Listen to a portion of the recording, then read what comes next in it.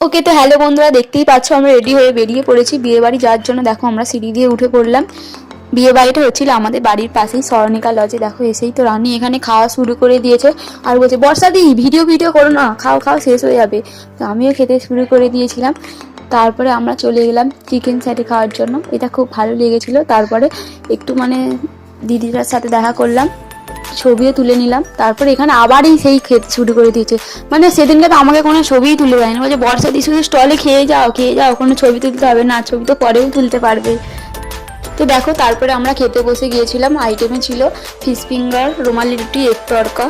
তারপরেই চলে এলো গরম গরম পোলাও আর মটন কষা, কিন্তু আমি মটন কষা খাই না, সেই জন্য আমি চিকেন কষা নিয়েছিলাম।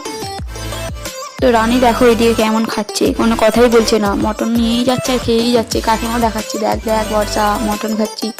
তারপরে আমিও দেখাচ্ছি, দেখ দেখ রানী আমিও চিকেন খাচ্ছি। তারপরে চলে এলো চাটনিটা খেয়ে নিলাম, ভালোই লাগছিল চাটনিটা। দেখো একটা জিনিস দেখতে হয় তোমরা, আমি একটা রসগোল্লা পুরো একটা গালেই ঢুকিয়ে দিয়েছি। এটা তো আমি পরে দেখে নিজেই হাসছি, রসগোল্লাটা মুখে ঢুকিয়ে দিয়ে আর কিছু কথাই বলতে পারছিলাম না। সন্দেশও খেয়ে নিলাম। সন্দেশ খাওয়ার পরে চলে এলো রসমালাই, কারণ আইসক্রিম করেনি ঠান্ডার জন্য। তো ভিডিওটা ভালো লাগলে অবশ্যই লাইক কমেন্ট শেয়ার করে দিও। Bye bye.